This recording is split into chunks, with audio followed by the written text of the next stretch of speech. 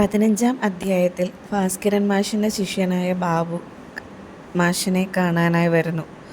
മോഹനൻ പറഞ്ഞ വിലായത്ത് എന്തെന്ന് കണ്ടുപിടിക്കാൻ മാഷ് ബാബുവിനെ ഏൽപ്പിച്ചിരുന്നു. ബാബു പറയുന്നത് ഇത് മോഹനൻ വെട്ടാൻ ഉറപ്പിച്ച ചന്ദനത്തിന് നൽകുന്ന കോഡാണ് എന്നാണ്. ഇത് മാഷ് വിശ്വസിക്കാൻ കൂട്ടാക്കുന്നില്ല. ബാബുവിൻ്റെ അഭിപ്രായത്തിൽ മാഷ് ഒന്ന് കണ്ണടയ്ക്കുന്നതാണ് നല്ലത് എന്ന് പറയുന്നു. പക്ഷേ മാഷിന് ആ ചന്ദനമരം വിട്ടുകളയാൻ കഴിയില്ല എന്ന് വ്യക്തമാണ്. താൻ മോഹനൻ്റെ ഗുരുവല്ലേ എന്ന ചോദ്യത്തിന് ബാബു പറയുന്ന മറുപടി ആ കാരണം അവനിൽ കൂടുതൽ വൈരാഗ്യം ജനിപ്പിക്കും എന്നതാണ്. അവൻ കണ്ണാടി നോക്കുമ്പോൾ കണ്ണിൻ്റെ മുകളിലെ പാട് സാറിനെ ഓർമ്മിപ്പിച്ചുകൊണ്ടേയിരിക്കും. ഇതാണ് മാഷിനോടുള്ള അവൻ്റെ വൈരാഗ്യത്തിന് കാരണമെന്നും ബാബു കൂട്ടിച്ചേർക്കുന്നു. കൂട്ടത്തിൽ വീട്ടുകാരെ കെട്ടിയിട്ടും ചന്ദനം മോഷ്ടിക്കുന്ന മോഹനൻ്റെ വീരസാഹസിക കഥയും ബാബു വിളമ്പി. പിന്നെ അയാൾ ഒരു പരിഹാരം നിർദ്ദേശിച്ചു. മോഹനൻ്റെ ഇപ്പോഴത്തെ കൂട്ടുകാരി ചെമ്പകത്തിൻ്റെ മകൾ ചൈതന്യമാണ്.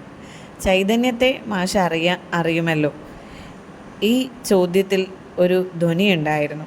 മാഷ് പറഞ്ഞാൽ ചെമ്പകം മകൾ വഴി മോഹനനെ തടയുമെന്നും ബാബു പറയുന്നു. മാഷ് അമ്പിനും വില്ലിനും അടുക്കാനുള്ള ഭാവം കാട്ടിയില്ല. അപ്പോൾ ബാബു പറഞ്ഞു, സാറ് മാനക്കേട് കള, ചന്ദനം പോയിട്ട് പറഞ്ഞിട്ട് കാര്യമില്ല. 16-ാം അധ്യായത്തിൽ മോഹനൻ വീണ്ടും മാഷിനെ തേടി വരികയാണ്. മാഷിൻ്റെ മുമ്പിൽ വന്ന മോഹനൻ പറഞ്ഞു, സാറേ, ഞാനൊരു കാര്യം ചോദിക്കാൻ വരും എന്ന് പറഞ്ഞിരുന്നില്ലേ? പക്ഷേ മാഷ് ദയനീയമായി തൻ്റെ ചന്ദന മരത്തിലേക്ക് നോക്കി. മോഹനൻ ഇത്തവണ മാഷിനെ കാണാൻ വന്നത് മറ്റൊരാവശ്യവുമായി ആണ്. മാഷിൻ്റെ വീട്ടിലെ വലിയ വടം ചോദിക്കാൻ. ആട്ടുമലയിലേക്ക് വഴിയടിക്കുന്ന കാര്യം അവൻ മാഷിനോട് പറയുന്നു. അതിൻ്റെ ആവശ്യത്തിനാണ് വടം.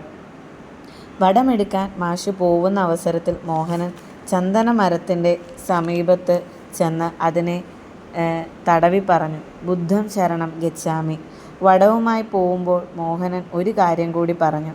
കുളിച്ച് അമ്പലത്തിൽ പോയിട്ട് ഒരു ദിവസം അവൻ മാഷിനെ കാണാൻ വരും, ചന്ദനത്തിൻ്റെ കാര്യം സംസാരിക്കാൻ. സാർ മറുപടി പറയാൻ തുടങ്ങുമ്പോൾ അവൻ പറഞ്ഞു, തരികേലെന്നൊന്നും പറയരുത്, ബുദ്ധഭഗവാന് ഇഷ്ടപ്പെടില്ല. വിലായത്താ സംഗതി, വിലായത്ത്. 17-ാം അധ്യായത്തിൽ സാർ ചെമ്പകത്തെ കാണാൻ പോവുകയാണ്. ചെമ്പകത്തിൻ്റെ വീട് ആകെ മാറിപ്പോയിരുന്നു. ടെറസുള്ള വലിയ വീടായി അതിപ്പോൾ പരിണമിച്ചു. പഴയ ഓർമ്മകൾ സാറിനെ ആക്രമിക്കാൻ തുടങ്ങിയ അവസരത്തിലാണ് കരിമ്പ് ചീകിക്കൊണ്ടിരുന്ന ചെമ്പകം സാറിനെ കാണുന്നത്. അവൾ ഓടി അടുത്ത് ചെന്ന് ചോദിച്ചു, ആരാ ഇത്? ചെമ്പകം ഓടി വന്നതും സാറിനോട് പറഞ്ഞു, സാറിനെ ഈ വഴിക്ക് പിന്നിപ്പോഴാണ് കാണുന്നത്. ഭാസ്കരൻ മാഷ് മറുപടി പറഞ്ഞു, 10 കൊല്ലമായി ഞാൻ ഈ വഴിക്ക് വന്നിട്ടില്ല. ഈ സാറിൻ്റെ ഒരു കാര്യം, അതൊരു അബദ്ധമല്ലേ? വിട്ടുകളയാൻ ഉള്ളതിന്. ഇങ്ങനെയായിരുന്നു ചെമ്പകം മറുപടി പറഞ്ഞത്. സാറ് പറഞ്ഞു, എനിക്ക് ഭാസ്കരനെ ഒന്ന് ഭാസ്കരൻ മാഷ് പറഞ്ഞു, എനിക്ക് മോഹനനെ ഒന്ന് കാണണം. ചെമ്പകം മകൾ ചൈതന്യത്തെ വിളിച്ചു. അവൾ പറഞ്ഞു, മോഹനൻ വരാൻ വൈകും, സാറ് കാത്തു നിൽക്കണ്ട. ഇവിടെ നിന്ന് വീണ്ടും വല്ലിടത്തും ഉരുണ്ടു വീണാൽ അതുമായി. ഇത് പറഞ്ഞ് അവളൊരു ചിരി ഒളിപ്പിച്ചു. ഭാസ്കരൻ ചെമ്പകത്തോട് പറഞ്ഞു,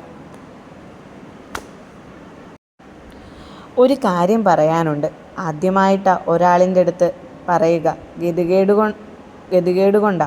പക്ഷേ ആദ്യം പറയേണ്ടത് നിൻ്റെ അടുത്താകുന്നതിലൊരു നീതിയുണ്ട്. കാരണം പുഴുവിനെ പോലെ ആ തീട്ടത്തിൽ കിടന്ന് ഞാൻ കൈകാലിട്ടടിക്കുന്നത് ആദ്യം കണ്ടത് നീയാന്നല്ലോ.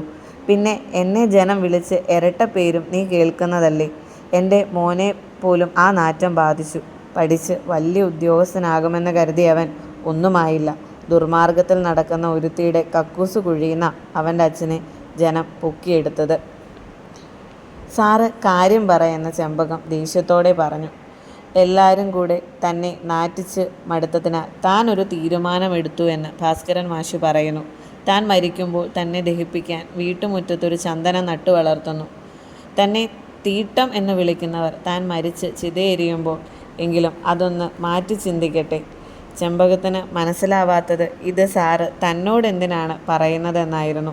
സാറ് പറഞ്ഞു, മോഹനൻ തൻ്റെ ചന്ദനം നോട്ടമിട്ടു. ആ ചന്ദനം എന്തിനുള്ളതാണെന്നും അത് തൻ്റെ എന്ത് വികാരമാണെന്നും പറഞ്ഞ് മോഹനനെ മനസ്സിലാക്കണം.